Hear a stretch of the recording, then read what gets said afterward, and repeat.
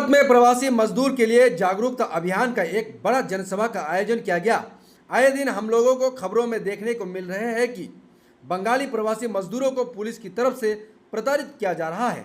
पश्चिम बंगाल के भारतीय जनता पार्टी के माइनॉरिटी मोर्चा के स्टेट सेक्रेटरी गुलाम सरवर उन बंगाली प्रवासी मजदूरों के बचाव के लिए पानीपत गए हैं। उन्हें यहां से रायगंज लोकसभा के एमपी कार्तिक पाल ने नेतृत्व बनाकर भेजा है।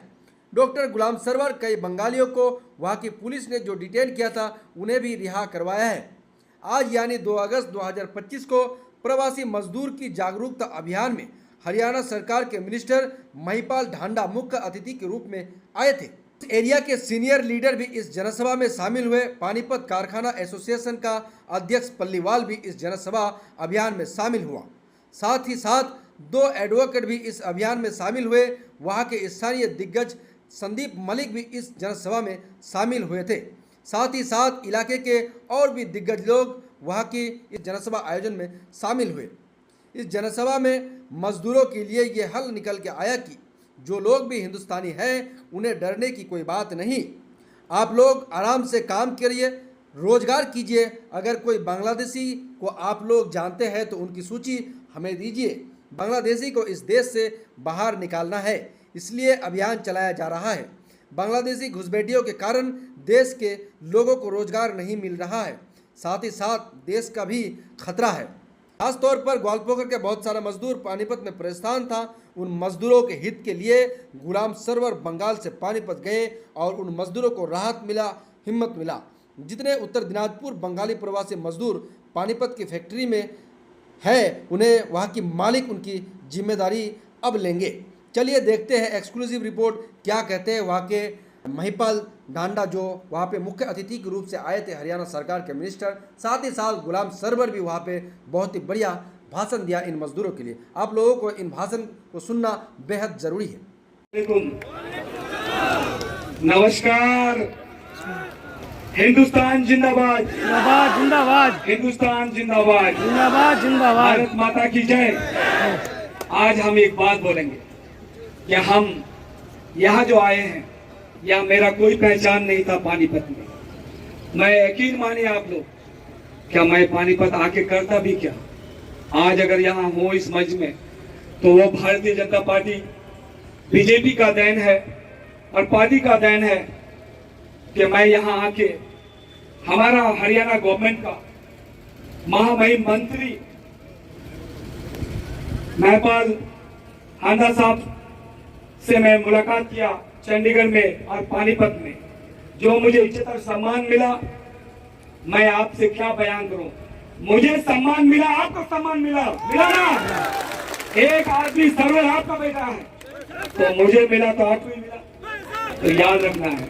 इसीलिए हम यही कहेंगे कि जो आप लोग के अंदर में डर खौफ है कि हमारा आइडेंटिटी कार्ड चेक कर रहा है, हमें बांग्लादेशी समझ रहे हैं, ऐसा कुछ नहीं है। वो उन्हीं के बारे में बयान करेंगे। जो बांग्लादेशी है उनको पकड़ाना है, पकड़ाइएगा ना। हर एक बांग्लादेशी को चिन करके बांग्लादेश भेजिएगा ना।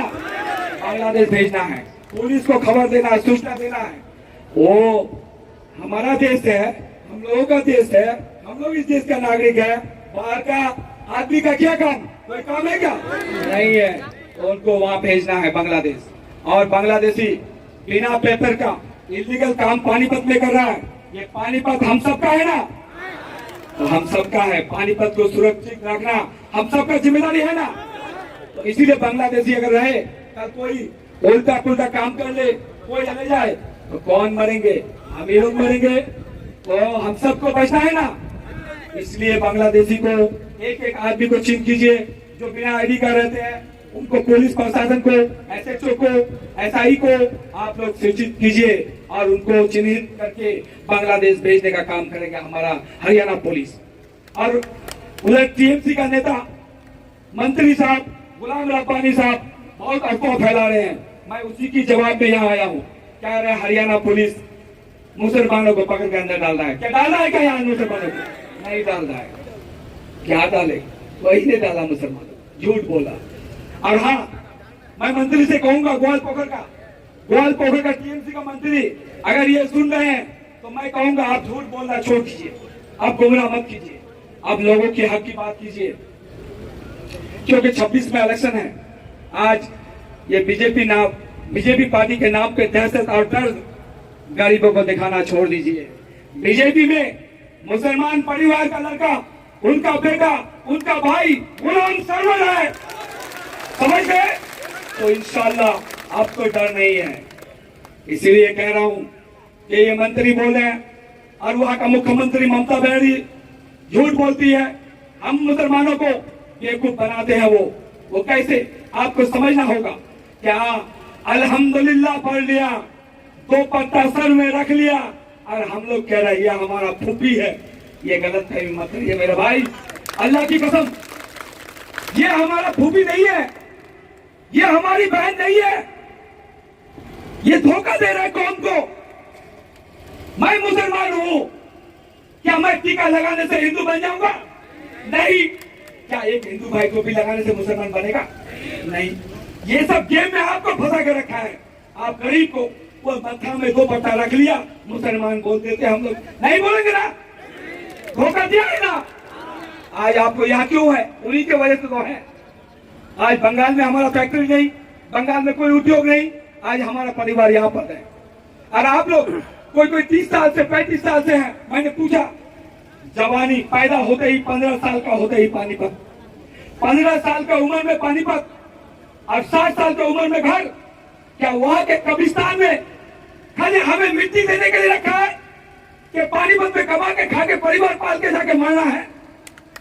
क्या वहां पे हमारा काम नहीं मिलेगा? तो वहां पे अगर काम लेना है तो बंगाल में परिवर्तन लाना होगा और बीजेपी पार्टी को लाना होगा, डबल इंजन का सरकार बनाना होगा, तभी हमारा मुसलमान का, हमारा कौम का भला हो सकता है। वरना मेरा भाई आप बीजेपी को गाली देते रहो, हमारे मुसलमान भाई से कह रहा हूं, गाली देते रहो बीजेपी को। आपकी ताकत नहीं है बीजेपी को रोकने का।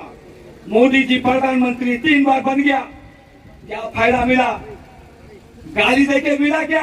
गाली नहीं दीजिए, आइए हमारा परिवार में जुड़िए भारतीय जनता पार्टी का, और आपको हम लोग न्याय दिलाएंगे, आपका हक दिलाएंगे।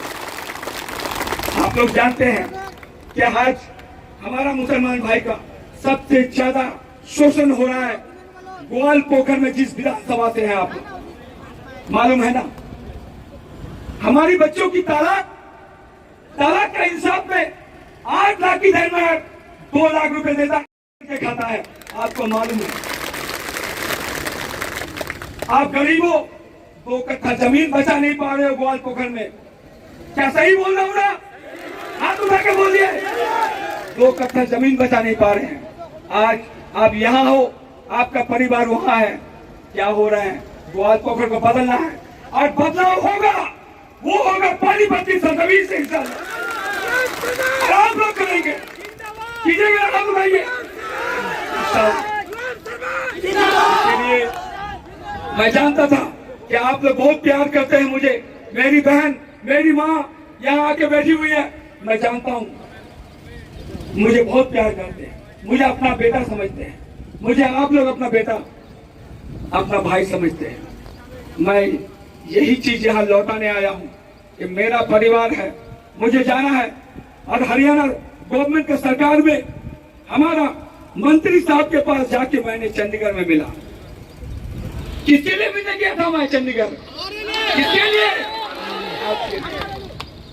मैं मीटिंग का डेट और आप पानीपत का इतिहास हो गया कि हमारा ग्वाल पोखर का आपका बेटा हमारे मंत्री साहब को ला करके मीटिंग करा के सभा करा के घर जाऊंगा इंशाल्लाह।